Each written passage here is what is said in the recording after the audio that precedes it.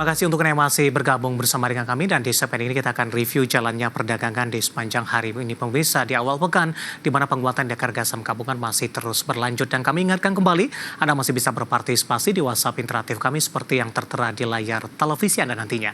Dan saat ini kami sudah terhubung melalui Zoom bersama dengan Bapak Philip Jermy selaku Financial Educator dan Technical Analis Sukor Sekuritas. Kita akan langsung sapa saja melalui saluran line telepon pemirsa untuk kali ini. Selamat sore. Pak Philip, apa kabar Pak? Sore Mas David dan seluruh kerabat IBX Channel, kabar baik, apa kabar? Kabar baik juga Pak Philip, terima kasih sudah meluangkan waktu di IBX Channel.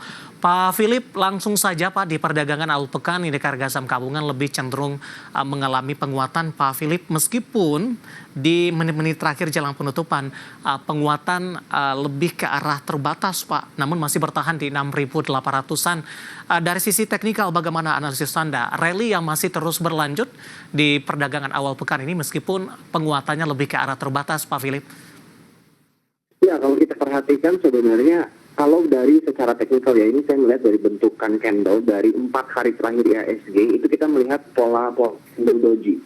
Ya, di situ sebenarnya menandakan adanya jenuh beli yang cukup signifikan terjadi di IHSG sehingga ini ada kecenderungan berpotensi koreksi minggu depan. Apalagi kalau kita perhatikan banyak sekali gap yang terbentuk ya.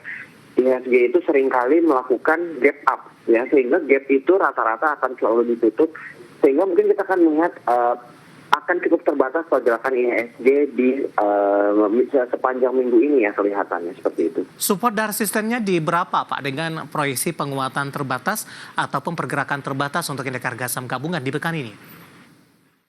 Kalau kita perhatikan area resistance-nya itu ada di 6.900 ya, kita perhatikan 6.901 itu area resistance bagi IHSG, sedangkan area level support terdekat itu kita pantau berada di pertama level 6.770, kemudian yang harus diwaspadai adalah area gap yang terbentuk di area level support 6.544. Baik.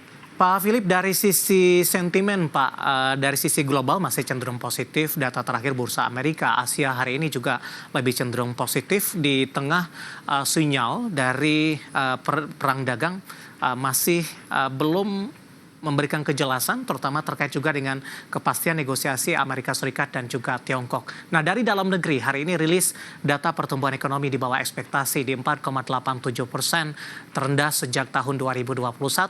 Tapi hari ini indeks harga saham gabungan masih dominan bergerak di zona hijau. Analisis Anda seperti apa ketika di rilis sebelumnya ketika ekonomi mengalami perlambatan, indeks harga saham gabungan justru mengalami tekanan yang cukup dalam Pak Philip. Ada perbedaankah untuk perdagangan hari ini?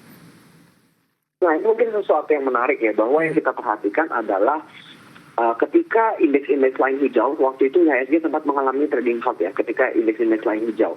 Nah, sebenarnya dampak dari trading halt tersebut itu membuat banyak sekali saham-saham bagus yang berada di area undervalued ya, sehingga mungkin banyak investor menganggap bahwa IHSG sudah murah. Kalau kita perhatikan net foreign beberapa minggu terakhir ini, banking kita ini udah mulai mendapatkan net foreign buy, meskipun belum besar ya, tidak sebanding dengan net foreign sell yang terjadi. Begitu. Jadi kalau kita perhatikan kenapa IHSG di tengah sentimen negatif, tetap saja investor akan tetap melihat di mana value itu paling bagus ya. Dan kalau kita lihat ya bisa dikatakan kemarin khususnya di bawah area 6.000 IHSG itu masih tentunya sudah dinilai sangat murah bagi investor seperti itu. Baik, kinerja dari emiten-emiten perbankan, terutama emiten perbankan big cap, Pak Philip, banyak orang yang mengatakan ini merupakan cerminan dari kondisi ekonomi suatu negara, termasuk dari Indonesia. Bagaimana Anda melihat korelasinya di tengah perlambatan ekonomi, sementara perbankan big cap hari ini masih melaju kencang, Pak? Ya, kalau kita perhatikan big caps ya, contohnya kita perhatikan BBCA, kita perhatikan juga Mandiri ya, kita bisa lihat meskipun terjadi perlambatan, tapi they are very profitable business ya. Dan seperti yang kita tahu, bank ini akan tetap menjadi backbone of the Indonesian stock market ya. Jadi mau sekoreksi apapun ketika saham sudah dianggap undervalued oleh market. Contohnya kita perhatikan BRI di bawah 4.000, BBCA di bawah 9.000. Di mata investor jangka panjang ini akan tetap sangat menarik untuk di hold karena seperti yang kita tahu ekonomi akan mengalami yang namanya recovery seperti itu. Baik, tapi updatean terbaru ini Pak Philip di penutupan perdagangan di sesi kedua hari ini, saham-saham perbankan big cap kembali berbalik arah, bahkan yang masih bertahan di zona hijau, penguatannya lebih ke arah terbatas, Pak. Saya mau ke BBCA terlebih dahulu.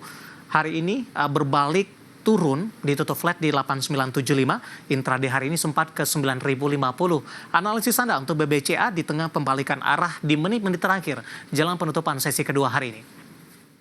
Ya, menurut saya di area 9.000 itu memang ada area resistance ya, jadi cukup wajar akan ada aksi profit taking ya. Kalau kita perhatikan kan rally-nya dari 7.225, tidak mungkin BCA akan terus langsung breakout menyentuh lagi ke area 10.000 ya. Jadi sangat wajar BCA mengalami tekanan di penutupan karena menurut saya banyak yang melakukan aksi taking profit juga. Apalagi kalau kita consider rally BCA dari level 7.300 itu udah 23,72%. Ya. Ya, jadi itu cukup panjang sehingga koreksi mungkin 3-5% akan terkesan cukup wajar mengingat kenaikan BBCA selama ini. Baik, ditutup flat 8975 Pak, direkomendasikan masuk kembali atau mungkin ada beberapa level support yang bisa diperhatikan? Oke, mungkin level support pertama yang bisa diperhatikan menurut saya yang menarik itu di level 8525. Itu mungkin area entry point kembali untuk BBCA. Baik, analisis untuk BBCA hari ini berbalik melemah tapi ditutup flat 8975 di intraday tertinggi hari ini di 9050. Kita bergeser ke BMRI Pak. Hari ini sempat melaju di atas 2%. Di penutupan menguat di 0,40%. 4980 level 5.000-an kembali ditinggalkan oleh BMRI. Intraday hari ini 5.100. Apakah posisi teknikalnya juga sama? BMRI sudah mengalami kenaikan signifikan dari level terendah trading halt beberapa waktu lalu dan koreksi hari ini terjadi masih dalam koreksi yang wajar, Pak Philip.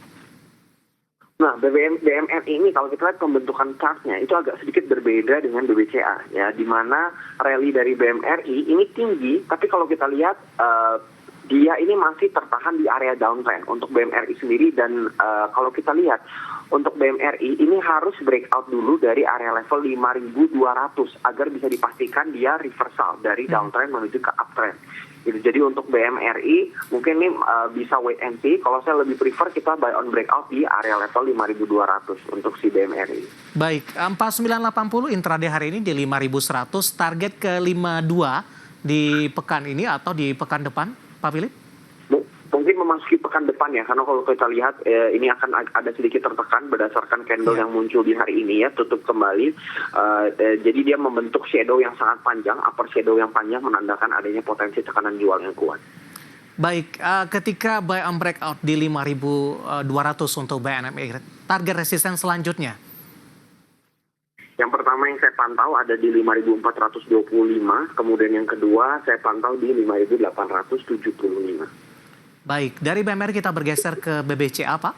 Hari ini BBCA secara BBRI maksud saya di penutupan sesi kedua ini ditutup di zona merah di 0,52%. Intraday tadi sempat ke 3920, belum mampu menembus di atas level 4.000-an. Analisis dan rekomendasi untuk BBRI di tengah fluktuasi yang terjadi di sepanjang perdagangan hari ini. Oke, untuk BBRI ini mungkin yang paling tertekan ya di antara big caps. Jadi saran saya memang untuk BBRI saya lebih sarankan buy on breakout ya. Buy on breakout dari area level berapa? Saya akan sarankan buy on breakout dari area level 4.150 ya, karena kalau kita lihat ini sangat downtrend dan kenaikannya tidak begitu besar, sedangkan volume penurunannya masih lebih besar dibandingkan dengan volume reversal. Sehingga akan cukup bijak kalau kita buy on breakout di area 4150 dengan area level support di angka 3.800. Baik, analisis dari saham-saham perbankan big cap pemirsa yang hari ini berbalik arah di menit-menit terakhir jelang penutupan perdagangan di sesi kedua, namun indeks harga saham gabungan masih bertahan di zona hijau. Nanti kita akan coba sampai update-nya dan lagi-lagi keputusan investasi tetap ada di tangan pemirsa IDX Channel. Pak Philip, kita akan jeda terlebih dahulu. Nanti kita akan coba lihat saham-saham pilihan apa saja yang Anda rekomendasikan dan pemirsa kami akan segera kembali sesaat lagi.